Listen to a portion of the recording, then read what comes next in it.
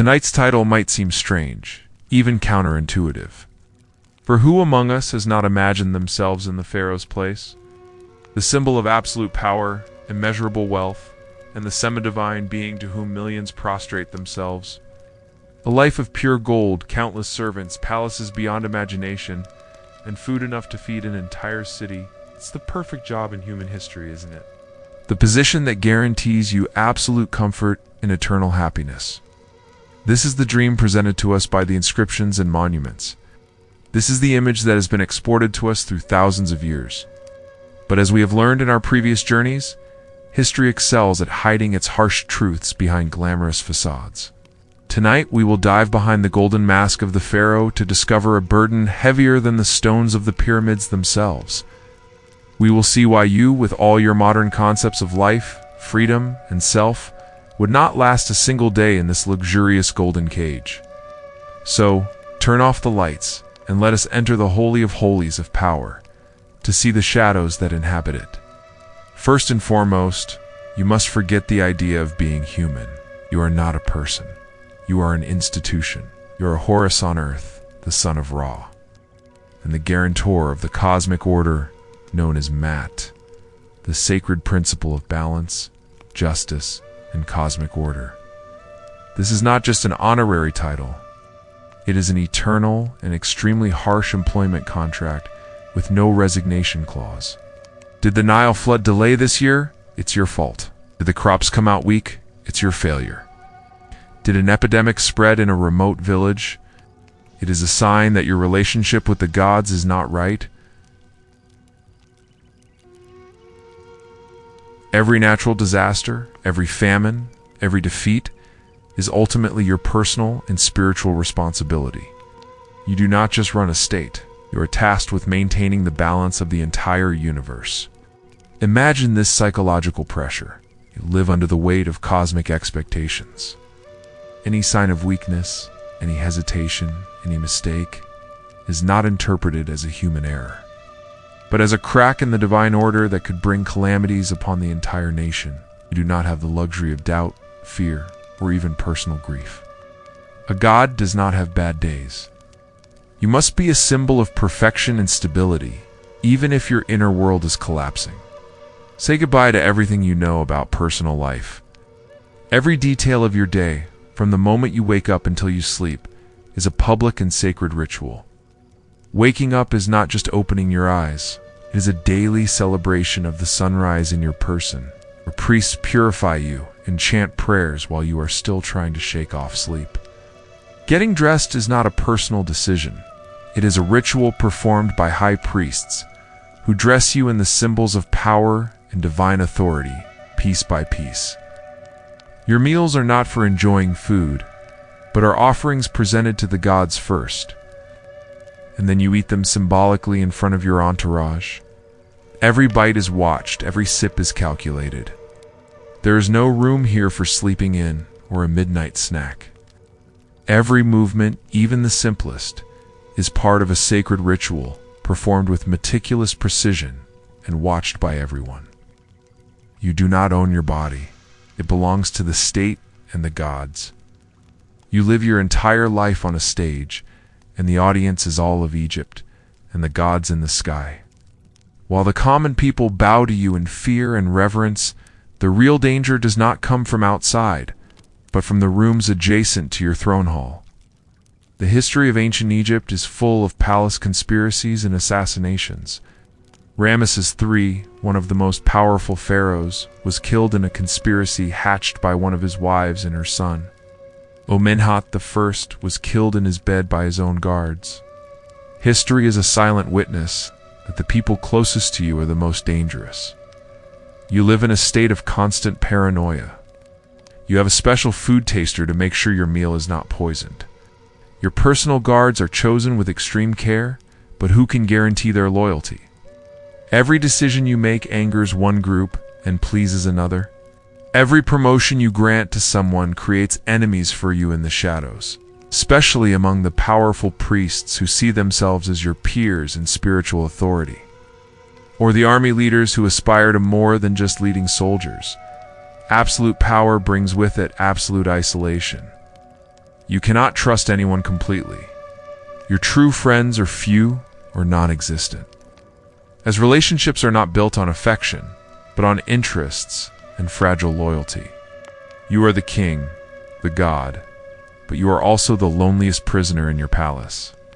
Your image as a pharaoh is not only that of a ruler and priest, but also that of the invincible warrior. From a young age, you are prepared to be the supreme commander of the armies. You are expected to lead military campaigns yourself, to expand the empire's borders and to crush enemies under the wheels of your war chariot. The walls of the temples are inscribed only with stories of your crushing victories, even if they were just minor border skirmishes. Your heroism is exaggerated to mythical proportions, which puts enormous pressure on you to live up to this propaganda. Any military defeat is not just a tactical loss. It is a personal insult to you and the gods you represent.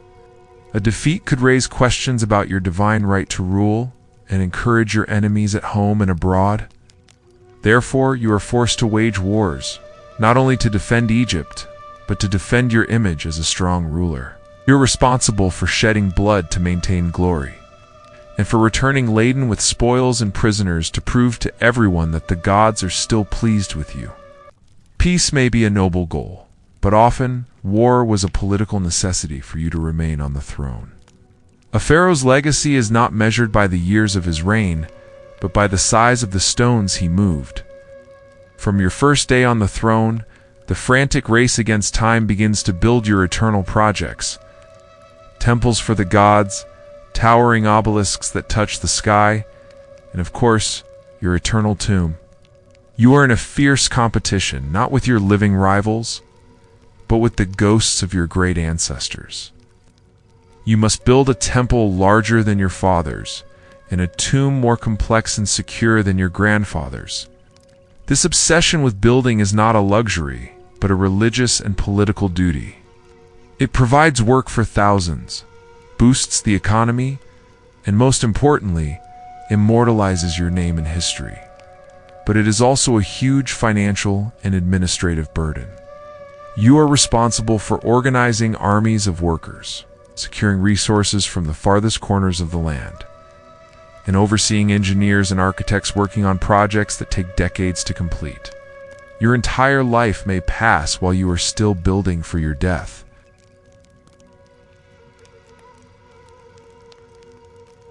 You might think that as a pharaoh, you would receive the best possible medical care, and that's true. You would get the best that was available at that time. But the best available was still a terrifying mix of accurate medical observations, herbal doses, and a lot of magic and amulets. If you've got a headache, the treatment might include reciting some incantations to drive evil spirits out of your head. If you suffered from a toothache, a common issue even among pharaohs as mummies have shown, your doctor might face two choices. Either let you suffer in the hope that the infection would heal by a miracle, or try to extract your tooth with primitive tools without anesthesia. Ramesses II himself suffered in his old age from horrific tooth infections and severe arthritis. Your divinity did not protect you from the pains of ordinary humans, not to mention genetic diseases. In order to preserve the purity of the royal bloodline, marriage between siblings and relatives was common, which led to an accumulation of genetic defects and chronic diseases across dynasties. Tutankhamun himself suffered from numerous health problems as a result, including a clubfoot and a bone disease. Your health, despite all your wealth, was fragile and at the mercy of a medical knowledge that did not fully separate the body from evil spirits. So, would you have survived? Most likely not. Because survival as a pharaoh was not just about physical survival, but about the ability to endure a psychological and spiritual burden beyond human capacity. You lived the life of the peasant in our previous journey, and his struggle was for a loaf of bread and a drop of water. But your struggle as a pharaoh is a struggle against doubt, against betrayal, against isolation, and against unbearable cosmic expectations. Your whole life was a prelude to your death, as preparing for the afterlife and building your tomb was your most important life project. a project that overshadowed the very joy of living. You were the richest person on earth, but you were not free. You were the most powerful man in the kingdom, but you were the most fearful.